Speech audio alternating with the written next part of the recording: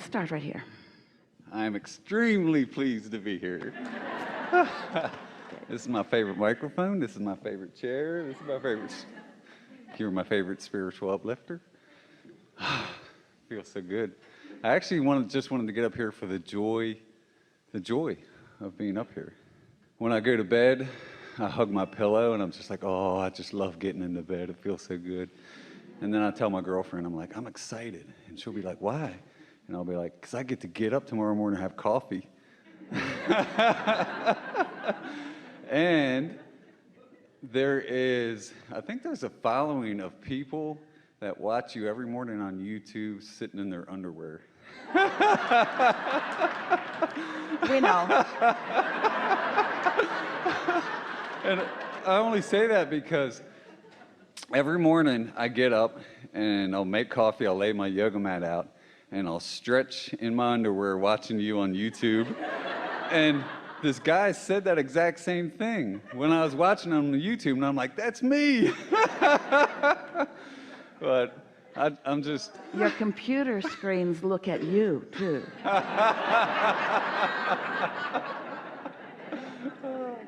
So I was thinking of getting a T-shirt that says, I do it in the vortex.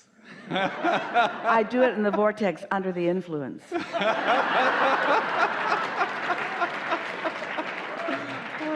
There you are. And then the other one I was thinking of was getting is, my air conditioner gives me messages from God. Even better. Even better. Or I thought up a new one from yesterday, and it's going to say, just Swiss cheese it. .com. Yeah. So my question is, I'm in a relationship with someone I love very much. How to handle when we're going through personal contrast.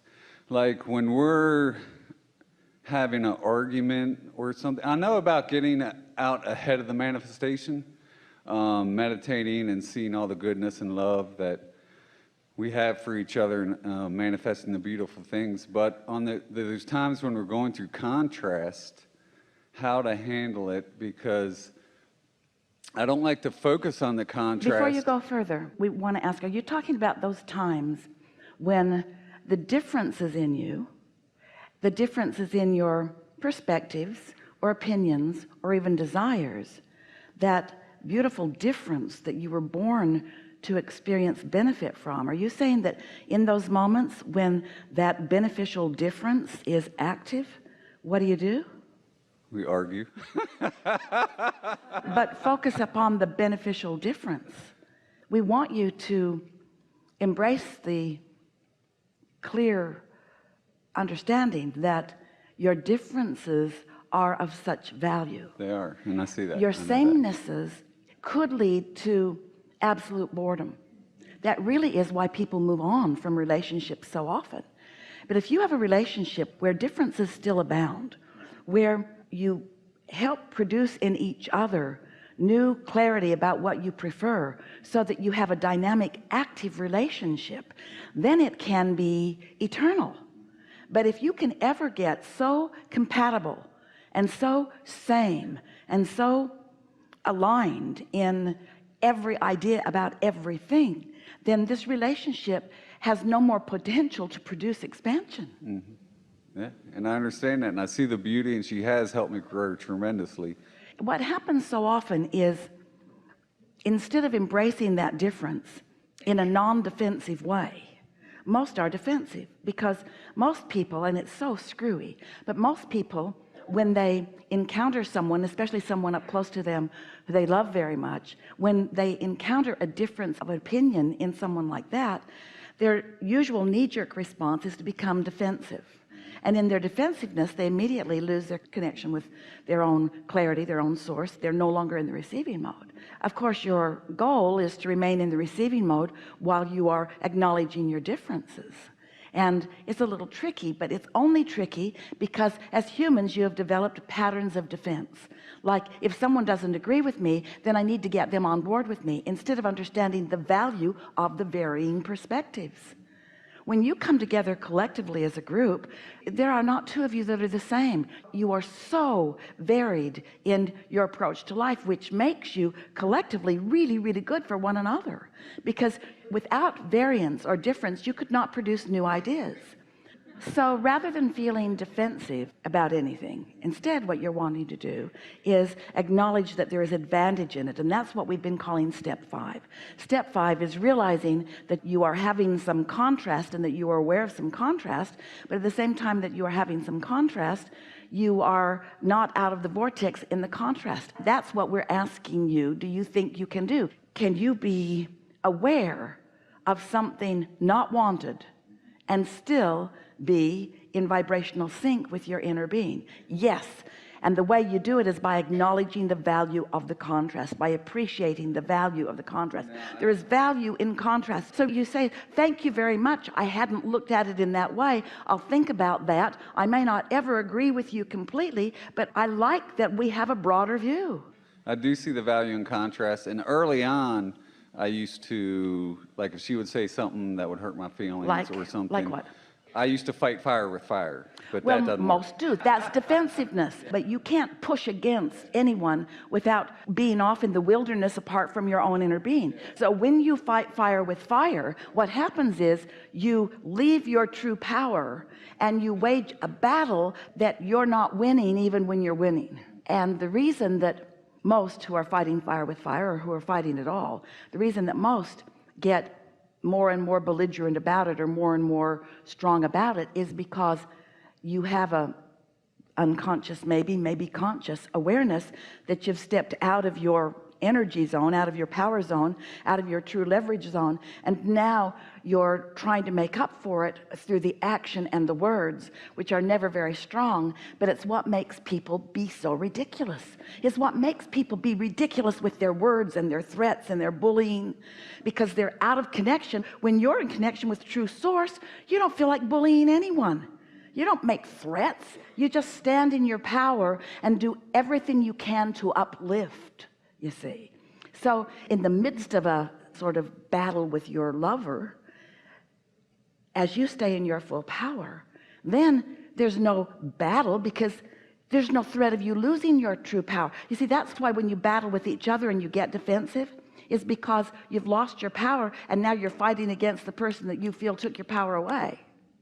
So it's tricky, because when we want to talk about something that's uncomfortable or something that causes tension between us, I don't want to focus on the negativity. I want to stay in alignment, but... Well, we want that too for you, but more than that, we want there to be nothing to be uncomfortable between you. In other words, there's nothing uncomfortable between your inner being and you.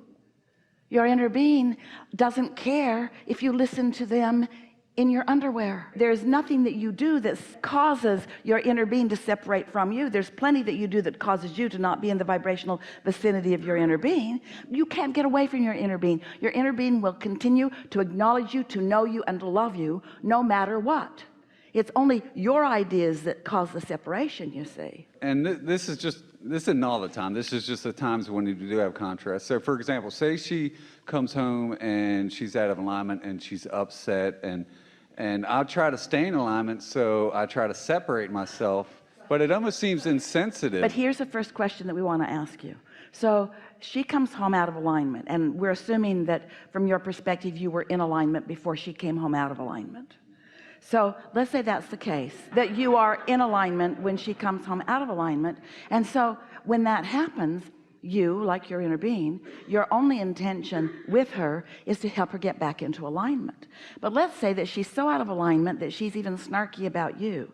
But if you were really in alignment, you wouldn't take any of that personally. You would just understand that she could use a little talking off the ledge, and you would just continue to love her anyway. You could find her contrast endearing or even of value. But if you're not really solidly in alignment, and she comes home out of alignment, and therefore you see her as a risk to your alignment, that's what makes you defensive. So if you are solidly in alignment, then you don't feel that risk, and then you don't feel defensive. You see what we're getting at? So usually You don't really rendezvous with anyone who's too far from where you are unless you live with them. We understand that. If you live with them, they're going to come home no matter, law of attraction be damned. They're coming home.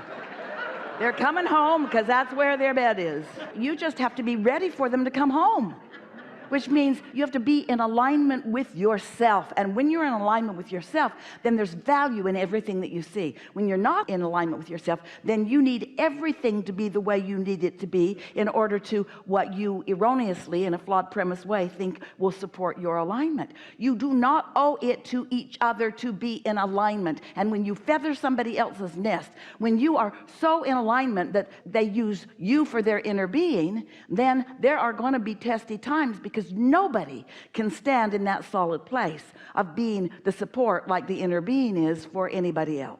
And yet you do that to each other all the time. You want each other to be the way you need them to be in order to feel good, and when they're not, then they're doing something wrong, and that isn't how it is.